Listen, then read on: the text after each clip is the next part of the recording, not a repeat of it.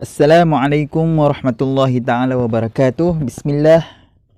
Alhamdulillah dapat kita bertemu pada hari ini, pada hari Selasa 6 Julai 2021. Baik, kita sambung PDPR kita pada hari ini pada mata pelajaran Tauhid Darjah 5. Semua murid-murid boleh buka kitab Tauhid muka surat 19. Kita akan masuk pelajaran 2, pelajaran baru. Apa khabar murid-murid Darjah 5? Muslim, semoga semuanya sihat dan terus ceria dan bersemangat untuk meneruskan PDPR. Sebelum tu, mari kita sama-sama membaca doa sebelum belajar. A'udzubillahi minasyaitonirrajim. Bismillahirrahmanirrahim. Allahumma aftah alaina hikmataka wanshur alaina min khazaini rahmatika ya arhamar rahimin. Amin. Baik, pada mata pelajaran yang lepas, kita telah belajar dalil sifat mustahil atas Allah, dalil sifat harus pada Allah Ta'ala. Sifat harus Allah Ta'ala, Allah boleh menjadikan sesuatu dan boleh untuk mentiadakan sesuatu. Allah boleh adakan dan Allah boleh tiadakan. Itu adalah sifat harus pada Allah Ta'ala.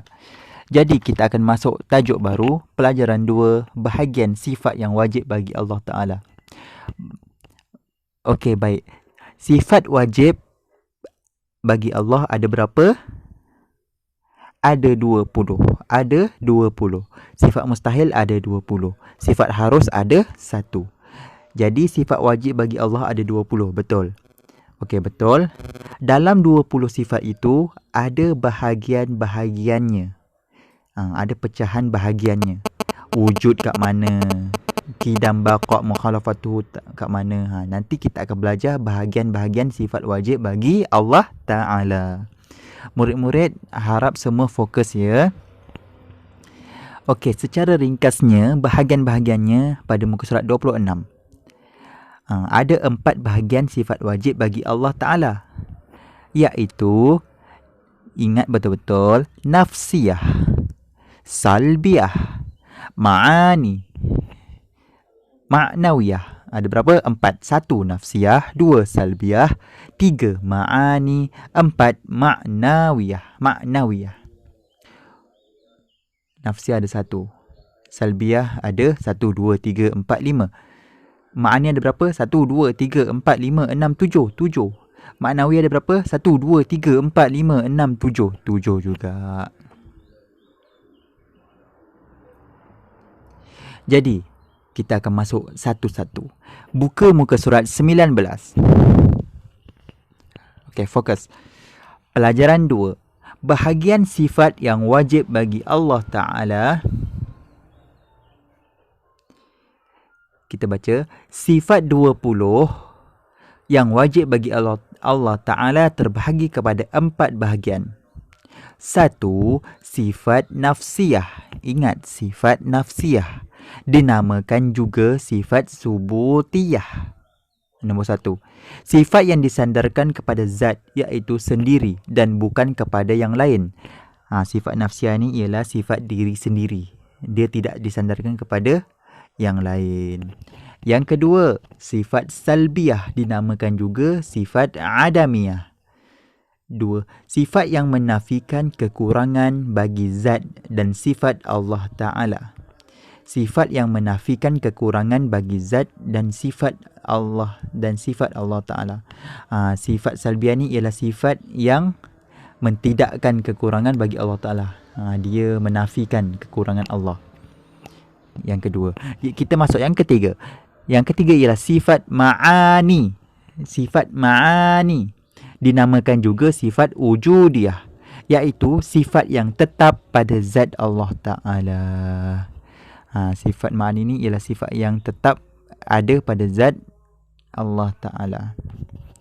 Yang keempat, sifat ma'nawiyah, dinamakan juga sifat haliyah. Yang keempat, iaitu sifat yang melazimi sifat ma'ani, lagi tetap ada pada zat Allah Ta'ala. Sifat maknawiyah ni hampir sama dengan sifat ma'ani.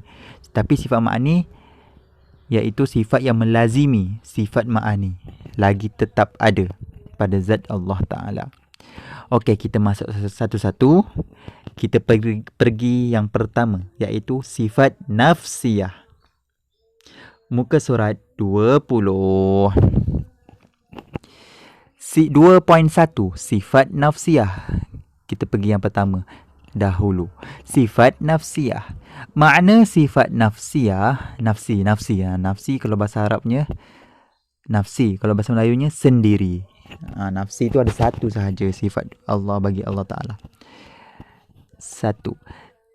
Sifat nafsiyah. Kita baca nombor 1. Makna sifat nafsiyah: sifat yang disandarkan kepada zat itu sendiri dan tiada menunjukkan kepada makna yang lain, hanya merujuk kepada zat Allah Ta'ala, iaitu sifat wujud Allah Ta'ala. Sifat nafsiyah ialah sifat yang disandarkan kepada zat itu sendiri. Dia tidak ada menunjukkan pada makna yang lain. Sifat nafsiyah iaitu wujud, ada. Ada tu maksudnya adalah. Allah itu ada. Ada itu menunjukkan kepada sendirilah. Dia menunjukkan kepada zat itu sendiri. Dia tak ada menunjukkan ada yang pada yang lain. Dia hanya menunjukkan ada pada Allah Ta'ala. Allah Ta'ala itu ada. Okey, 2. Sifat nafsiyah. Sifat nafsiyah ada satu, iaitu wujud. Dia ada satu je, iaitu wujud. Ni nafsiyah iaitu wujud. Satu je. Nafsiyah wujud. Senang. Nafsiyah ni senang. Ingat ya. Wujud itulah yang dikatakan nafsiyah bagi zat Allah Ta'ala. Iaitu sifat yang tetap bagi zat selagi ada zat. Tidak kerana sebab dengan sebab yang lain. Zat wujud ni, zat Allah Ta'ala ni tetap bagi zat selagi ada zat. Dia tetap selagi ada zat. Zat tu maksudnya zat Allah lah, diri Allah. Dia bukan kerana sebab yang lain. Nombor 3. Sebab sifat wujud dinamakan sifat nafsiyah. Sebab sifat wujud dinamakan sifat nafsiyah, wujud itu menunjukkan kepada diri zat sahaja, tiada kepada yang lain. Dan tiada boleh dipisahkan sifat wujud itu daripada zat. Wujud itu ada, itu menunjukkan kepada diri zat, kepada diri Allah itu.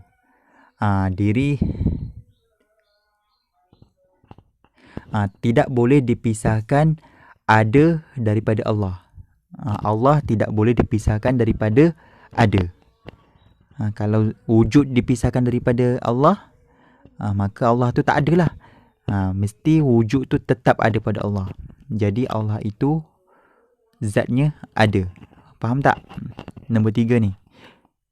Wujud itu menunjukkan kepada diri zat sahaja, tiada kepada yang lain, dan tiada boleh dipisahkan sifat wujud itu daripada zat. Allah itu tidak boleh dipisahkan daripada ada, daripada wujud. Kalau wujud dipisahkan daripada zat Allah, maka Allah itu tak ada. Jadi tidak boleh dipisahkan. Wujud Allah. Allah itu wujud. Mesti Allah itu wujud. Tak boleh tidak wujud. Okey, yang keempat. Hakikat sifat nafsiyah. Hakikat sifat nafsiyah. Apa hakikat dia? Apa fakta dia? Hakikatnya iaitu hal yang wajib bagi zat selagi ada zat, bukan dengan kerana yang lain. Dia wajib bagi zat selagi Allah itu ada zat, selagi itulah Allah wujud, bukan dengan kerana yang lain. Ia ada pada hati dan fikiran zihni. Zihni iaitu hati dan fikiran. tetapi tiada pada luar fikiran, iaitu kharij. Kharij ialah luar fikiran, mata atau mata kasar. Ia dinamakan juga sifat subutiyah. Nafsiyah juga dinamakan sifat subutiyah. Subutiyah, nafsiyah. Nafsiyah tu subutiyah.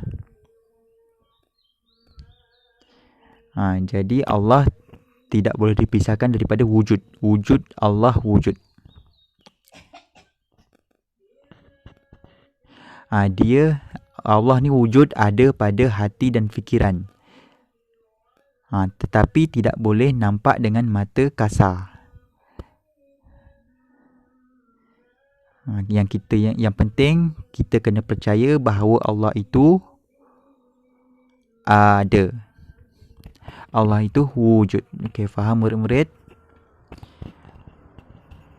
Okey, secara rumusnya sifat 20 wujud qidam baqa' mukhalafatuhu ta'ala lil hawadis. Tu semua tu sampailah 20 itu ada bahagian-bahagiannya.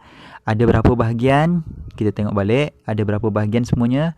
Ada 4 bahagian. Sifat nafsiyah, sifat salbiyah, sifat ma'ani, sifat ma'nawiyah. Yang kita belajar tadi ialah hanya satu, sifat nafsiyah. Sifat nafsiyah ada berapa? Ada satu sahaja, iaitu wujud. Wujud itu maksudnya ada. Nafsiyah ialah menunjukkan pada diri sendiri. Nafsiyah, iaitu wujud. Okey, itu sahaja pembelajaran untuk hari ini. Untuk kerja rumah, sila salin pada muka surat 20. Salin pada nombor 1 dan 2. Salin 2.1. Sifat nafsiyah 1 dan 2 sahaja. Salin 1 dan 2 sahaja. Makna sifat nafsiyah, sifat yang disandarkan kepada zat itu sendiri sampailah wujud Allah Ta'ala. Dan salin nombor 2, sifat nafsiyah. Sifat nafsiyah ada satu, iaitu wujud. Salin sampai dengan sebab yang lain. Itu saja untuk kerja rumah pada perkara tauhid. Nombor 3 dengan nombor 4 tidak perlu salin. Itu saja. Assalamualaikum warahmatullahi taala wabarakatuh.